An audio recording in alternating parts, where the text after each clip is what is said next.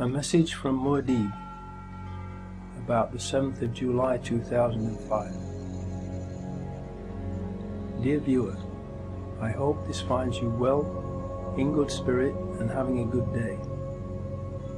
Regarding the 7/7/2005 terrorist attacks in London, let us look at the facts and see what we were told and compare them. Then, using Occam's razor and common sense, let us see what conclusions are to be drawn, so we can all understand what most likely really did happen that day. First chapter, title, Mock Exercises and Bomb Hoaxes in the Run-Up to 7/7/2005. More than a year before the 7/7/2005 attacks, on the 16th of May 2004, an edition of the BBC One Panorama programme broadcasted a mock exercise imagining what would happen if a terrorist attack was executed in London in the near future, consisting of 3 explosions on tube trains in the London Underground and 1 explosion on a road vehicle.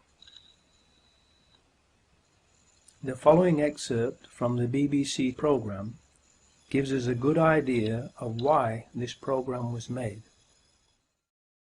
If there are now bombs going off above ground, in this case a lorry being attacked, it could happen anywhere. So the potential for mass panic across not just the capital but the whole country is very much with us.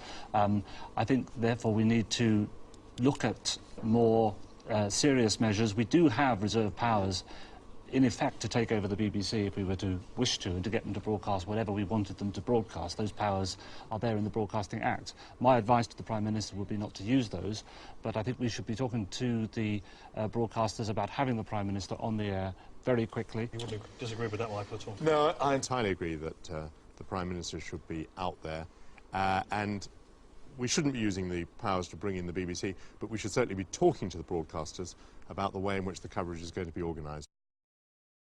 Please note well that he said the coverage is going to be organised. In other words, he was saying that they would write the script for and then edit and control the media coverage of an event in which there were 3 explosions on London tube trains and 1 on a road vehicle, if such an event were to take place in the near future.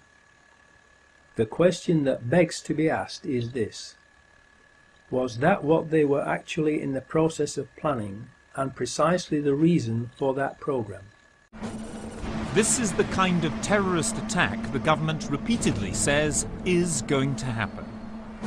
We've been absolutely clear, we can't guarantee that there will never be an attack. It's quite likely that they're planning one now. I am wondering about the purpose and effect of this very programme. This BBC Panorama programme appears to have been used by those behind the 7/7/2005 attack as the means by which the media's response to the attack in the near future was studied, so it could be controlled and directed towards their own ends. Mr. Price plays the bad cop and issues the threat of taking over control of the BBC, and then Mr. Portillo plays the good cop and says that there is no need to do that as long as the BBC behaves itself and broadcasts whatever they want them to. The good cop, bad cop scenario is just theatre, to deceive the viewer. The reality is that the BBC is a government propaganda machine and is already, and always has been, controlled and used by the government. The headlines at 9 o'clock. In the past hour, there have been 3 major explosions on the London Underground. The first occurred at 8:10 on the Piccadilly line between Knightsbridge and Hyde Park Corner. The second at 8:16 on the Central line between Tottenham Court Road and Oxford Circus. And the third at 8:27 as a train was arriving at Vauxhall Station from Stockwell on the Victoria line. Emergency services have been called to all three scenes. There are no reports available yet on the number of casualties, and the police have said that it's too early to identify a possible cause. London Underground is now closed, and the police are asking people not to travel. 350,000 people alone are making their way towards the City of London at this point. And if the access overload system has been triggered and they can't get onto their mobile telephones, this will have profound indications for them, the next of kin. We can now confirm that a tanker carrying chlorine has exploded at the junction of Shoreditch High Street and Commercial Street. Chlorine is extremely toxic in this form, and the police are issuing express warnings to people to stay indoors, close windows and remain there until the all clear is given. In the days leading up to 7/7/2005, there were hoax bomb scares in Nottingham and Sheffield. Were these false alarm hoaxes meant not only to cause panic and confusion, but also to lull everyone into a false sense of security and into thinking that the initial reports in London on 7/7/2005 would also be false alarm hoaxes, so people would ignore them until it was too late?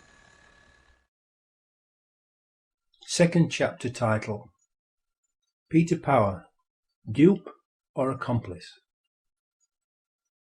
Then, on 7/7/2005, we were told on TV by Peter Power of Visor Consultants that they, and the private company employing them, who helped choose the scenario for it, were running a mock terrorist drill in the London Underground, with practically the same scenario as what actually really happened on that day.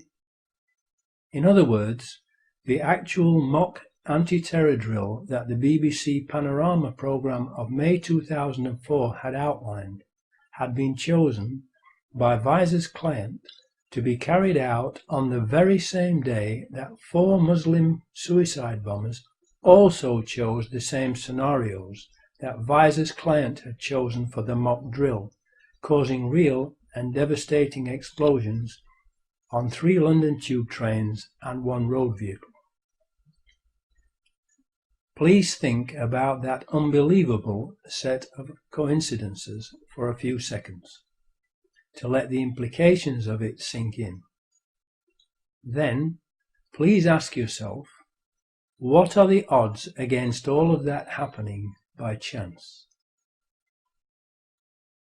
Just to get this right, you were actually working today on an exercise that envisioned virtually this scenario. Almost precisely. I was up until 2 o'clock this morning because it's our job, my own company, Visor Consultants. We specialise in helping people to get their crisis management response. How do you jump from slow time thinking to quick time doing? And we chose a scenario with their assistance which is based on a terrorist attack because they're very close to a property occupied by Jewish businessmen. They're in the city, and there are more American banks in the city than there are in the whole of New York. A logical thing to do. And I've still got the... I was going to say, how extraordinary today must feel for you as it unfolds. In his TV video clip, Peter Power states that their customer helped to choose the exact scenario. I repeat, Visor's customer helped to choose the exact scenario. To this day, Peter Power refuses to publicly identify the customer who chose the exact scenario. Why? Third chapter title: Foreign Security Firms. Can they be trusted? Verint Systems is the security firm that is responsible for the CCTV surveillance cameras in the London Underground rail network, and it is an Israeli company with approximately 1,000 employees. No CCTV footage of the 4 Muslims boarding the tube trains has been released by Verint, who claim that their cameras were not working. Why? Because the 4 Muslims were not on the tube trains that blew up. Fourth chapter title: The 4 Muslims, Actors or Patsies? We were also told that the training exercise involved 1,000 people and, of course, amongst those 1,000 people would have to be the 4 people who were recruited to play the parts of the mock terrorists. Therefore, as part of the exercise, they would have recruited 4 young Muslim men to carry 4 backpacks that were to contain mock explosive devices. Who were their Muslim recruits? These Muslim men would naturally buy return train tickets and not one-way tickets, because they would be going home after playing their parts in the training exercise. One of them, the oldest, who would be considered the ringleader of the group because of his age, would have been asked to make a suicide video prior to 7/7/2005, being told it would form part of the training mock terrorist exercise, in order to make the exercise, and possibly a film to be made of it, look as realistic as possible. He would obviously not have been told the details of the whole plan until later, probably when he and the others arrived at Luton on the 7th of July 2005, to make absolutely certain that the scenario of the drill which would take place that day could not be talked about by or to anyone. The second oldest would also be asked to make a similar video as a backup for just in case anything went wrong, and or the oldest pulled out of the drill before the 7th of July 2005. It should be noted that neither Mohammed Siddiqui Khan nor Shehzad Tanweer specify what their targets were in their videos. It is also interesting to note that no one has ever claimed responsibility for the 7/7/2005 bombings, except for a message on a fake Al-Qaeda website on the same day that was traced to Texas in the USA. 2 years afterwards, because more and more people doubt the official story and are proving it to be lies and deception, and are rightfully demanding an independent investigation, the police have arrested, frightened, intimidated and harassed Mohammed Siddiqui Khan's widow into publicly condemning her husband. She has a young daughter to protect and has stated that she is now afraid of the police. They kept her in custody for 6 days to intimidate her, and then showed her what they claim is her husband's will and suicide note.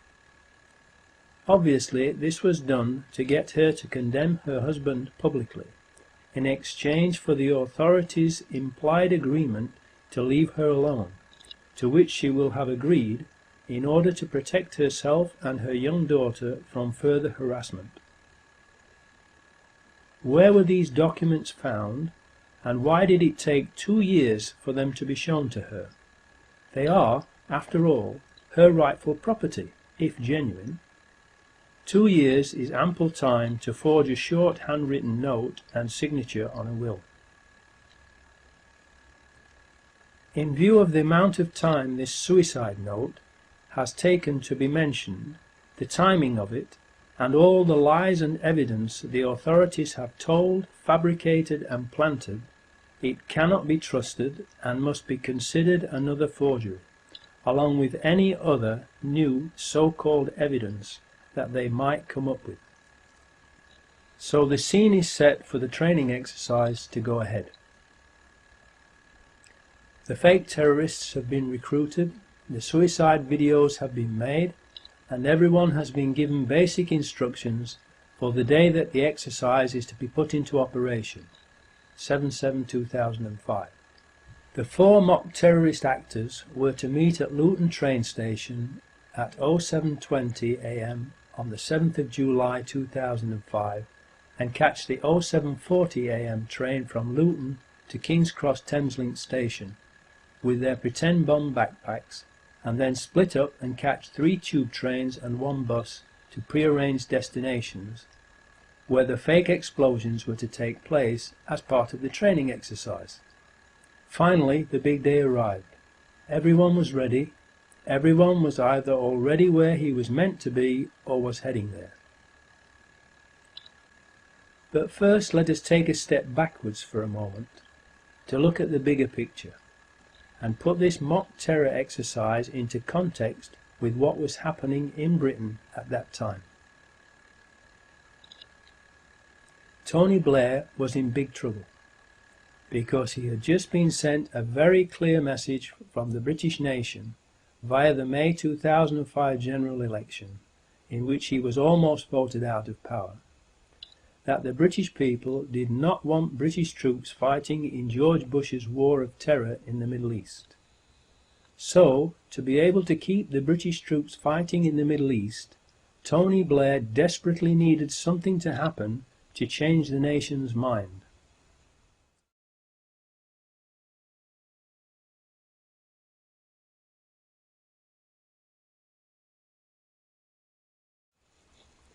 Gleneagles. Tony Blair, George Bush, G8 meeting. Agenda of addressing world poverty forced on them by Live 8 concerts around the world, but not for long. Their lucrative, evil, phony and very unpopular war on terror, which is really a war of terror, will promptly return to the top of the agenda with 4 big bangs. No time for the poor. The rich have lots more money to make and people to murder. Leeds, where 3 of the Muslim actors lived and were recruited, and where the oldest, Mohammed Siddiqui Khan, was befriended by the local police and was regularly called upon by them to help them to sort out gang rivalry problems. Mohammed was also taken on a tour of the House of Commons by a Leeds MP who befriended him. The perfect patsy, someone who was made to believe he could trust the authorities and that they would therefore not deceive or harm him. Someone who could in turn recruit 2 other Muslims for the drill so they could all become famous and make a nice bit of clean and easy extra money and show their patriotism by helping the authorities to protect Britain from terrorism. Aylesbury, a 4th Muslim actor who has been recruited, Jermaine Lindsay from Aylesbury, will also meet them in Luton. Luton. Transport security firm ICTS, another Israeli company, has an office just a mile away from the Luton train station, which is suspected to be where the Muslim actors received their final instructions before setting off for the train station. The details of which trains to board, which carriages to get into, where to sit, and which bus to catch, where to sit on it, and at what time. London. Commissioner of Police Ian Blair, Rudy Giuliani, Mayor of New York on 9/11, Benjamin Netanyahu, who said 9/11 was good for Israel, Peter Power, and all those taking part in the mock terrorism drill are present in central London, in or around London Underground locations where the explosions take place, and also Tavistock Square.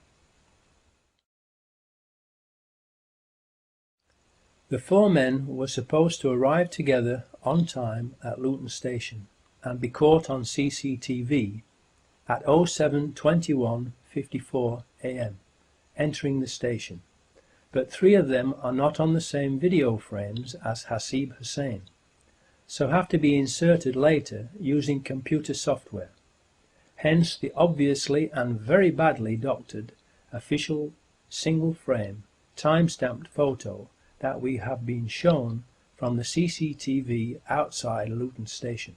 They can't show them moving because it has been faked. That's why they show only one single frame still photo. Why did the authorities have to fake this photo? They would have had to fake it because 3 of the actors missed the tube trains that they were supposed to catch and which blew up without them being on board. And so there was no video footage from Verint Systems of them boarding the 3 tube trains for the authorities to be able to use as false evidence to try to prove to the public that the Muslims were guilty. So they had to doctor and show us the fake photo instead. Remember what Michael Portillo said on the May 2004 BBC Panorama programme. The coverage is going to be organised. So far, they are apparently running according to the training exercise plan and on schedule. Fifth chapter title, The Ghost Trains. Unfortunately for the people who have organised the event, the train that the 4 Muslim actors are supposed to catch, the 0740 AM train to King's Cross Thameslink, has been cancelled, and the next one too, so they cannot possibly make it in time to catch the tube trains that they were supposed to catch as part of the training exercise. The best laid plans of mice and men often go awry, as the hand of God interferes. In spite of official confirmation that the 0740 AM train was cancelled and the next one too, the Home Office report still contains the lie that the non-existent 0740 AM train was the one that the 4 Muslims caught. The authorities have to keep lying about it in order to continue to try to make the public believe that 3 of the 4 Muslim men who boarded a train from Luton to King's Cross arrived in time to catch the 3 tube trains that blew up. In doing so, the authorities make it perfectly clear that the truth of what happened that day is of no importance to them. It is obvious from their actions that the only thing that is important to the authorities is to make us believe what they had already planned to make us believe, even when the facts prove it to be a lie. The first available train the Muslim actors can catch gets them to King's Cross after the tube trains have already left without them. Hasib Hussain splits off from the other 3 at King's Cross Thameslink station, because he still has time to catch the number 30 bus as his part in the mock terror exercise. When the tube trains they were supposed to catch are blown up, the other 3 smell a rat and realise they have been duped and are Muslim patsies who will be blamed for the attacks, and everyone knows what happened to Lee Harvey Oswald. The Muslims are not from London. Their homes are many miles away, and so they are like fish out of water, and have no idea what to do or where to go and hide. They realise that they can't go home, and do not know anyone in London whom they can trust. The phones are all not working, first of all because they were jammed and then shut down by the authorities. So they cannot phone anyone to tell them what has happened. What can they do to prevent themselves from being wrongly blamed for the explosions? What would you do in that situation? On one of the early TV news broadcasts that day, a newsreader announced that a report has come in that 3 of the terrorists involved in the bombings had been shot and killed by the anti-terrorist branch of the police at Canary Wharf in the Docklands area of London's East End.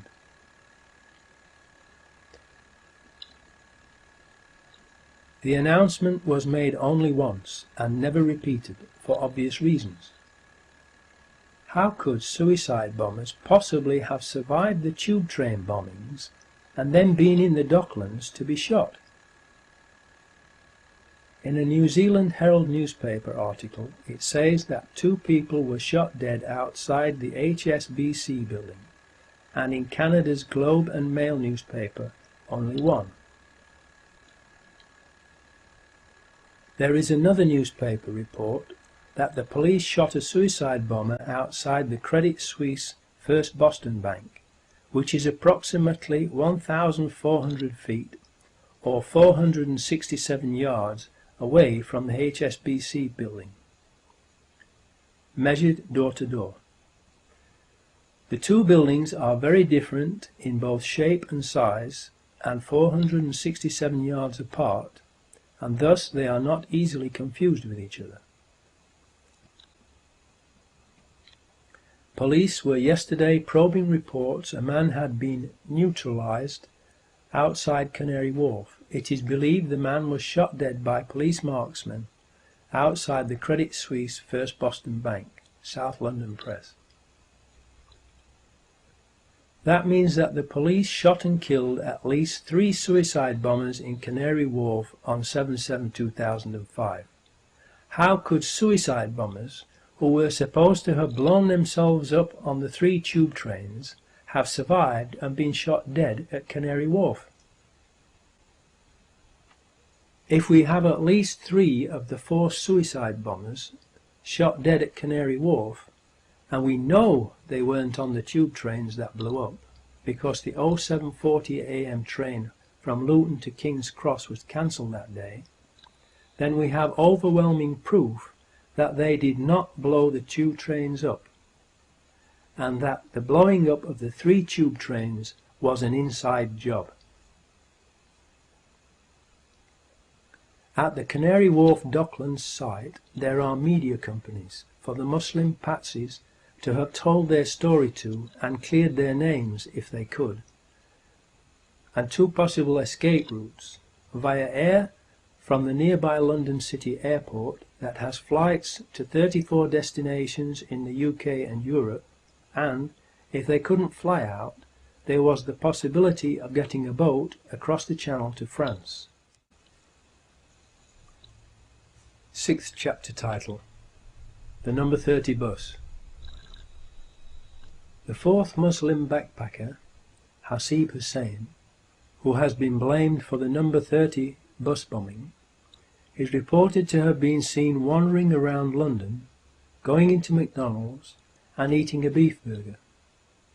He is reported to have tried unsuccessfully to contact the other 3 by phone on Euston Road outside King's Cross at 08:55 AM, but the phones were not working because they were first of all jammed and then shut down by the authorities. What happened to him? He was the youngest of the 4, only 18 years old, and described by those who knew him as a gentle giant. Therefore he was possibly the least worldly wise, and he was also on his own in a strange city and a long way from home. He might not have realized he was in danger of being framed as a patsy, believed all the chaos around that part of London was just part of the mock terrorism exercise that he was part of, and so just continued with his assigned role, which was to board a certain double-decker bus at an appointed time and sit at the back of the top deck. A double-decker upon which a large advertisement for a play had been placed on one side, reading, "Outright Terror, Bold and Brilliant." Please think about that sign on the side of the bus and the sick minds of the people who planned the attacks. Now this is where it gets weird, because we are told that Hasib Hussain started from King's Cross Thameslink station and was seen on a number 91 bus travelling west along Euston Road to Euston Station, where he caught the number 30 bus that would have then travelled east back along Euston Road, retracing his steps back to where he started from at King's Cross, if it had not been diverted into Tavistock Square. Why would someone carrying a large, heavy backpack do that, unless he was following a script, written by someone who knew in advance that that particular number 30 bus, registration LX03BUF, would be diverted into Tavistock Square, and that Hasib Hussain would therefore not be able to get on it at King's Cross Thameslink, which is where he had arrived at on the train from Luton. Only someone who is a stranger to London would do that without asking why, because it is a totally illogical thing to do for someone who knows London and knows that the number 30 bus goes past King's Cross Thameslink station, so that they could have caught it there instead. It would have been a complete waste of time, energy, money, and an unnecessary risk to take, and thus a totally illogical thing for a real terrorist to do. It now gets unbelievably weird, because the number 91 bus that Hasib Hussain is reported to have taken from King's Cross along Euston Road to Euston Station to board the number 30 bus, registration LX03BUF, that got diverted into Tavistock Square, actually goes to Tavistock Square. So, if he wanted to get to Tavistock Square, he could just have stayed on the number 91 bus and been sure of getting directly to Tavistock Square. The number 91 bus route goes from King's Cross to Tavistock Square.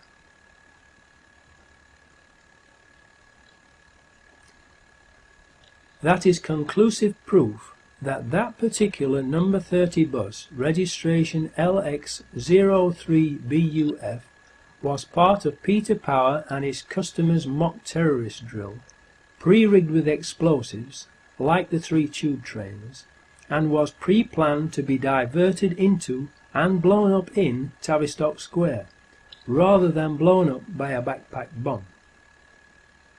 Whoever planned this obviously planned to kill Hasib Hussain with that bus explosion, so he could not tell anyone what had happened, just as they had planned to kill the other 3 Muslim actors with the explosions on the 3 tube trains. At 0900 AM, a number 30 bus, registration LX03BUF, left Marble Arch on its return journey to Hackney Wick. It arrived at Euston bus station at 09:35 AM and was then diverted from its normal route into Tavistock Square and stopped outside the medical offices of the BMA, where it was blown up at 09:47 AM as part of the terrorist exercise gone live. This also fits with the BBC Panorama mock terrorist programme of May 2004, where the explosion of a road vehicle was scheduled to take place after the 3 tube train explosions. A white van from a demolition company called Kingstar is seen and photographed parked at the side of the bus immediately after the explosion, and a mysterious witness, Richard Jones, gives an account of what he says happened to the bus on camera, which is something that normally would not be allowed by the police unless it was part of a film training exercise. Then, after a spate of very contradictory TV and newspaper interviews within a very short space of time, that makes sure everyone now believes the explosion was caused by a suicide bomber on the bus, Richard Jones disappears from view. However, and of particular interest, some newspapers, including the UK's Sunday Mail on the 10th of July 2005, reported that Richard Jones served an apprenticeship at an explosives factory in Ayrshire. Richard Jones' statements about the suicide bomber are very suspicious for 2 reasons. First, because they are so inconsistent and contradictory that they are not believable. And second, because criminals usually accuse someone else to divert attention away from themselves. Is that what Richard Jones did? He says that he and 11 other people got off the bus just before it exploded. Were the 12 of them a team, with the other 11 there to cover up what Richard Jones was doing as he planted a bomb? Another strange statement he made to the Sun newspaper, reported in the 8th of July 2005 edition, is that he got off the bus because he had reached his destination. How could he possibly have reached his destination on a bus that had been diverted from its normal route unless he was part of the mock terrorism exercise team and got off the bus as planned in Tavistock Square after planting a bomb just before it was detonated. Does he work for Kingstar? Kingstar, whose white van was parked next to the bus, is a company that specialises in controlled demolitions, and Richard Jones said he served an apprenticeship at an explosives factory in Ayrshire. Was the Kingstar van there as part of Peter Power and his customers' training mock terrorism drill to supervise the mock explosion that became real? So, if Hasib Hussain was supposed to have been on that number 30 bus, registration LX03BUF, how would it be possible for him to get the exact bus that would get him to one of the 4 locations where the mock terrorist exercise would be taking place, when that bus was diverted from its normal route to Tavistock Square, unless he had been recruited to play the part of a mock terrorist and told exactly which bus to get, where and at what time by the people who organised the mock terrorism exercise and who knew the bus would be diverted to Tavistock Square.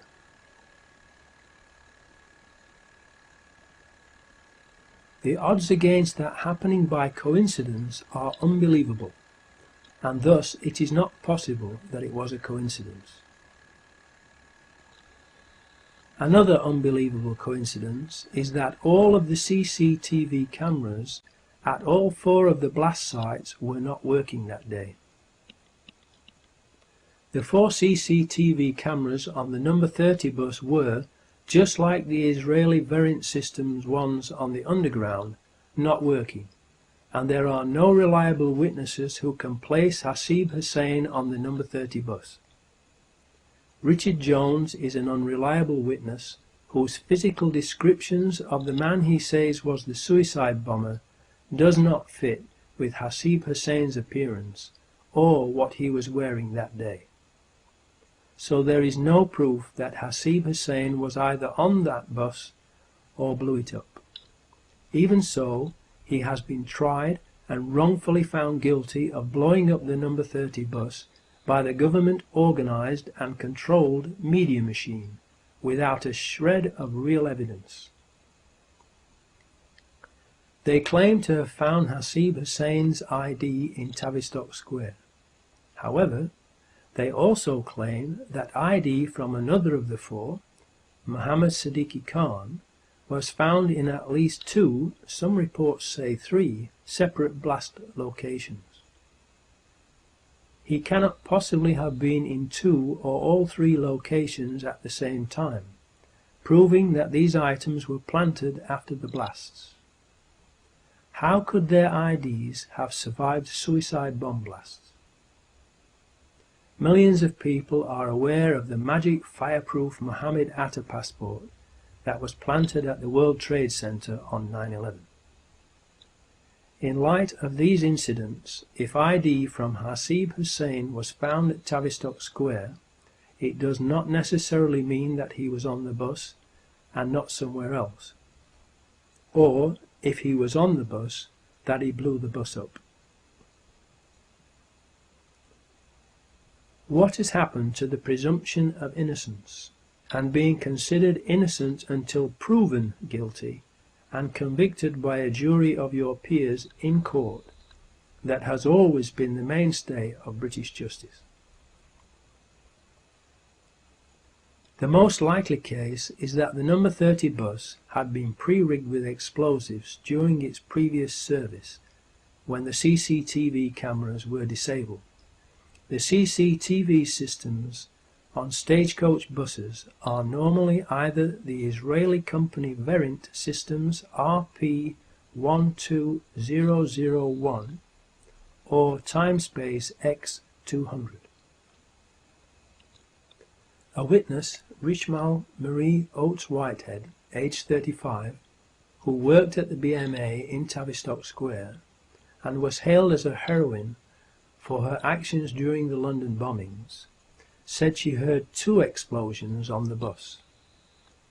The controlled media immediately went on the offensive and did a character assassination of the heroine, because her testimony did not fit with the official story, and she died unexpectedly shortly afterwards.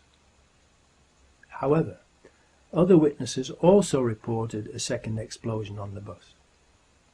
Richmal's and other witnesses' testimonies would account for pre-planted explosives and a bomb being planted later on 7/7/2005.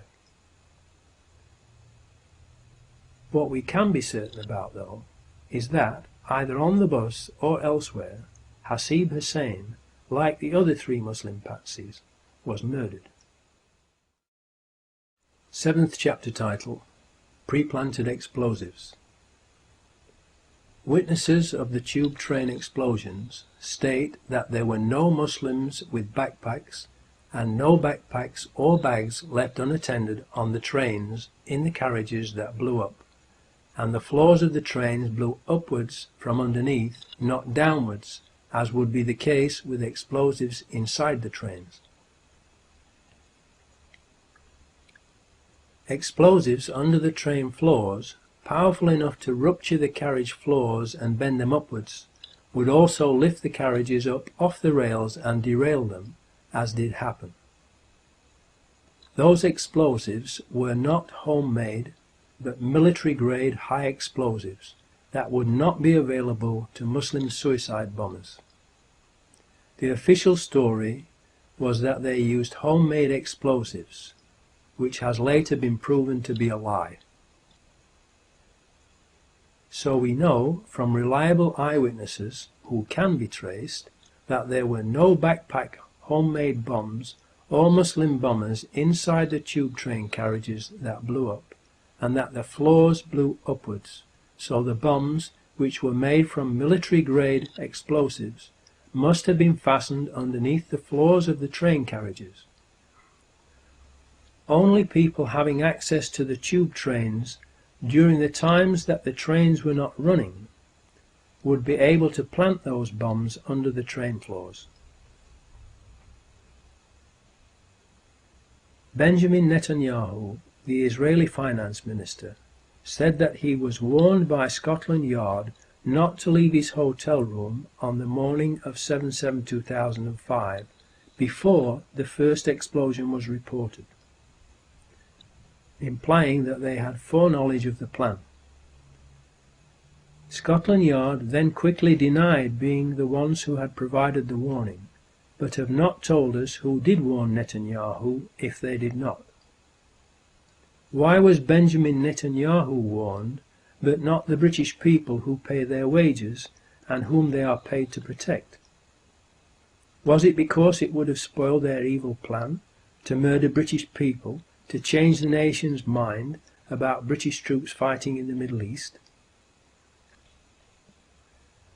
2 weeks later, the head of the Israeli Mossad, General Meir Dagan, said that he had warned Benjamin Netanyahu at 08:40 a.m. on 7/7/2005, 10 minutes before the first blast occurred. How did he know what was going to happen in London if Scotland Yard did not warn him? Did he wait to warn Benjamin Netanyahu until it was too late to warn the British people, so as not to spoil their evil plan? Was the London bombing a covert MI5 operation, or an Israeli Mossad operation, or a joint operation by both of them? The British people have the right to know. Tony Blair said on the day of the explosions that "we know this was done in the name of Islam," when there was no proof whatsoever of who had done it, therefore indicating he possibly had foreknowledge of the plan and who they intended to blame and the reason why they were going to blame the Muslims. As proof that this was a slip-up and needed covering up, look at how the BBC later falsely reported his actual words, giving further proof that the BBC is a government propaganda machine and the coverage was organised, exactly as Michael Portillo said it would be in the BBC Panorama programme in May 2004. Later that same day, Ephraim Halevi, a former head of the Israeli Mossad, wrote in an article published on the Jerusalem Post website at 18:10 p.m. London time that the attacks had been carried out simultaneously with near-perfect execution. How did he know they had only been near-perfect? How could he have known what the perfect results should have been in order to know that the actual results were not perfect, unless he was in on the plot? How many more people had they intended to murder in order for it to be considered perfect execution?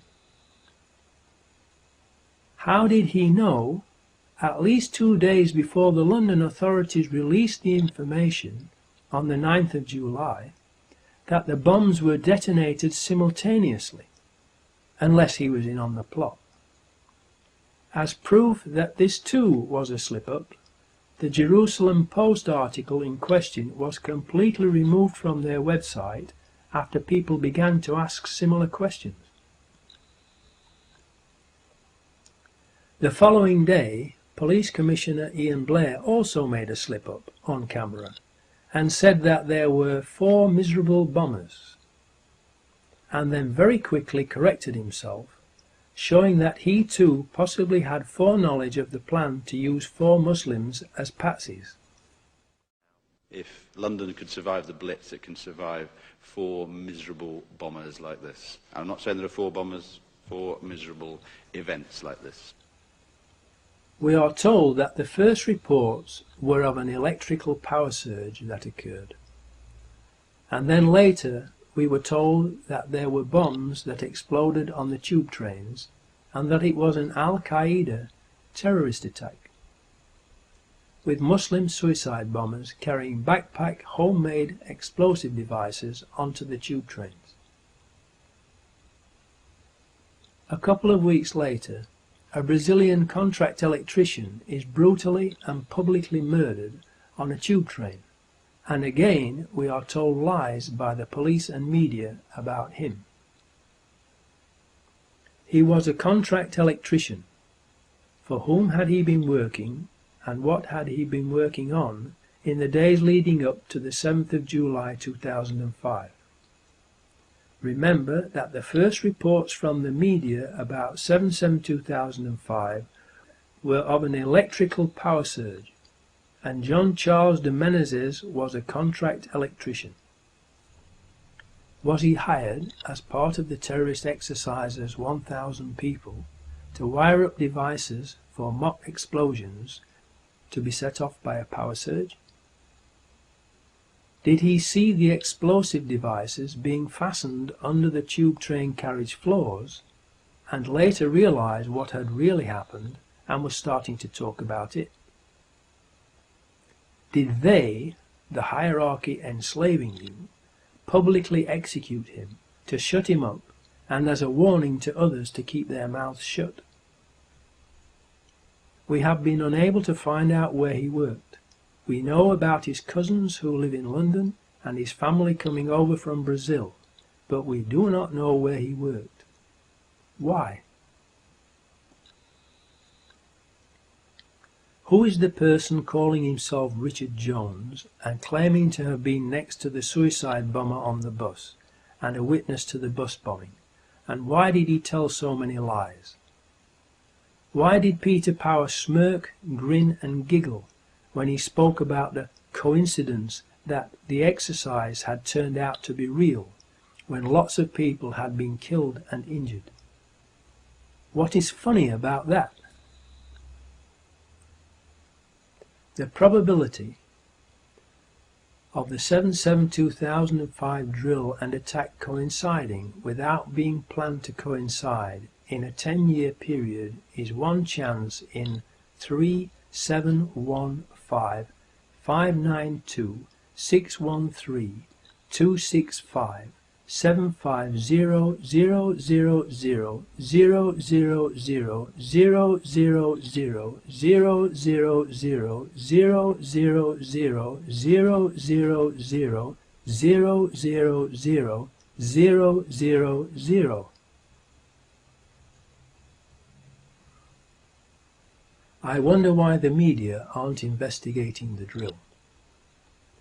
Why are Peter Power, Verint Systems, Richard Jones, Commissioner Ian Blair, the anti-terrorist branch who shot and murdered these innocent people, the Israeli Mossad, Tony Blair, and the government itself not under investigation for these horrendous crimes? 8th chapter title, Conclusion. The times of the trains and tube trains on that day have been carefully checked. The first train after 0740 AM left Luton at 0756 AM and arrived at King's Cross Thameslink station at 0842 AM. The 3 tube trains that blew up left King's Cross Underground station at 0835 AM, the eastbound Circle Line train number 204. 0842 AM, the westbound Circle Line train number 216. 0848 AM, the Piccadilly Line train south. It was therefore impossible for any of the 4 accused Muslims to have caught the tube trains that blew up. If we have at least 3 of the 4 suicide bombers being shot dead at Canary Wharf, and we know they weren't on the tube trains because the 0740 AM train from Luton to King's Cross was cancelled that day, and the photo of them outside Luton station at 0721:54 AM is a fake, and that Hasib Hussain was part of the mock terrorism exercise, then we have overwhelming proof that the 4 accused Muslims were patsies and are innocent, and that it was an inside job, and that, like Lee Harvey Oswald, they too have been murdered to silence them. Whether the bombings were done by MI5, the Israeli Mossad, or both of them and or others has yet to be determined. But the one thing that we can be sure of is that it was not done by 4 young Muslims. 9th chapter title, Epilogue.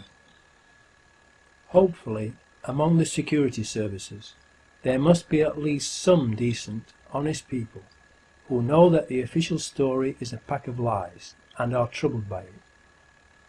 Unfortunately, they are all keeping quiet about it.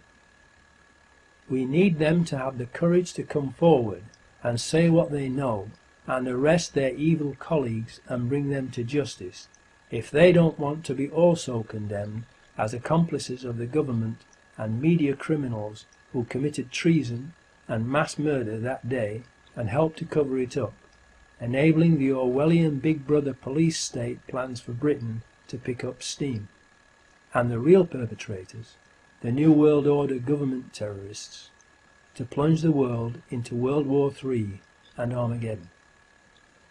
Why do you think they have made a Big Brother TV program? To program people's minds and get them used to the idea of living under constant surveillance, and to like it, and volunteer to take part in it. Why do you think they are called programs?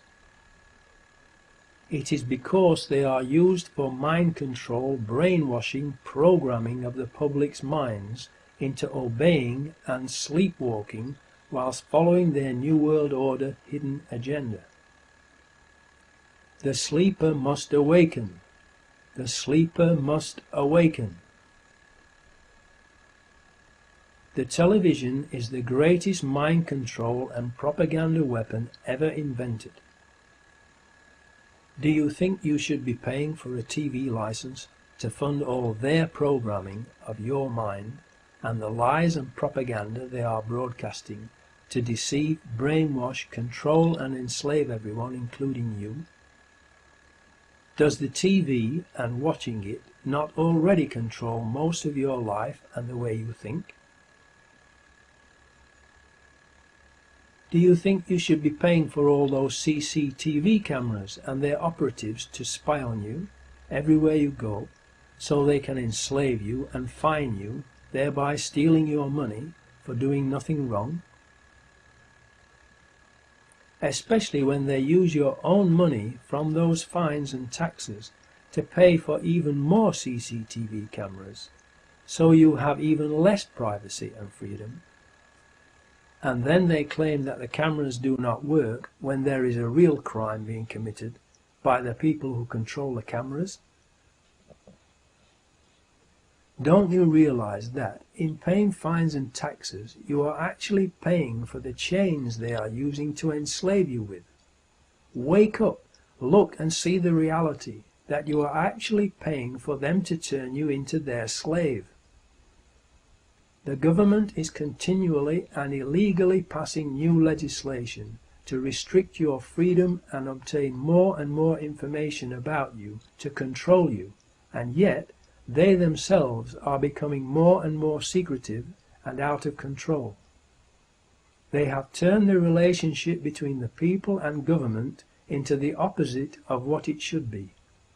It should be public servants serving the people, not the people serving public government masters or, more accurately, dictators.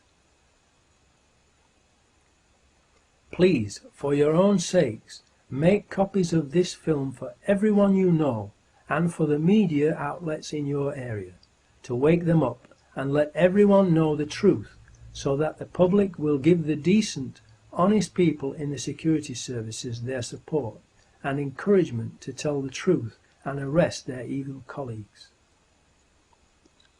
Long live the fighters. Muad'Dib.